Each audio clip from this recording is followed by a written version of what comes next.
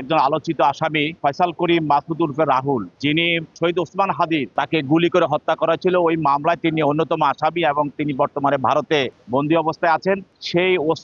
সেই ফয়সাল করিম মাসুদের বিরুদ্ধে এর পূর্বে একটি অস্ত্র আইনের মামলা হয়েছিল, সেটা হলো আদাবর থানায়। এবং এই থানায় মামলায়, এই অস্ত্র আইনের মামলায়, অর্থাৎ তার বাসায় পুলিশ রেড দেওয়ার পরে তাকে গ্রেপ্তার করে এবং তার দেখানো মতে তার খাটের নিচে একটা প্লাস্টিক ব্যাগের ভিতরে বিদেশি দুইটি পিস্তল পাওয়া যায়। একটি পিস্তলে 4 রাউন্ড গুলি ছিল, আরেকটি পিস্তলে 1 রাউন্ড গুলি ছিল এবং ম্যাগজিন সহ উদ্ধার করে তাকে পুলিশ গ্রেপ্তার করে আদালতে সোপর্দ করে। এরপরে এই মামলায় তদন্তকারী কর্মকর্তা তদন্ত করে তার বিরুদ্ধে অভিযোগপত্র অর্থাৎ চার্জশিট দাখিল করে। পরবর্তীতে মামলাটি বিচারের জন্য বদলি হয়ে ঢাকার 18তম অতিরিক্ত আদালতে সে এই মামলাটি বিচারের জন্য চলে আসে। আসার পরে সেখানে প্রায় 14 জন সাক্ষী ছিল চার্জশিটে।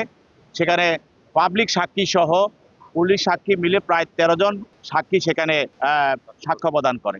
এই সাক্ষ্য প্রদানে মামলাটি RICL TMX, যুগের পর যুগ স্থাপনা থাকে মজবুত। বাদীপক্ষ অর্থাৎ সরকার পক্ষ মামলাটি প্রমাণ করিতে সক্ষম হয় এবং এই মামলাটি দীর্ঘদিন সাক্ষী নেওয়ার পরে এই মামলায় সরকার পক্ষে যুক্তিতর্ক করা হয় এবং ওই মামলায় নিয়োজিত 2 জন এডিশনাল পিপি, একজন আলমগীর খান এবং মোহাম্মদ আলী, তারা এই মামলায় সাক্ষী গ্রহণ করে এবং যুক্তিতর্ক করেন এবং মামলাটি প্রমাণ করার জন্য আদালতকে সহযোগিতা করেন। আদালত এই সাক্ষীদের সাক্ষ্য জবানবন্দি এবং বিষয়বস্তু এবং জবাব তালিকা সবকিছু বিবেচনা করে, যেহেতু আসামি জামিনে গিয়ে পলাতক ছিল, তার পক্ষে কোনো আইনজীবী তাকে ছিল না, যেহেতু সে পলাতক ছিল।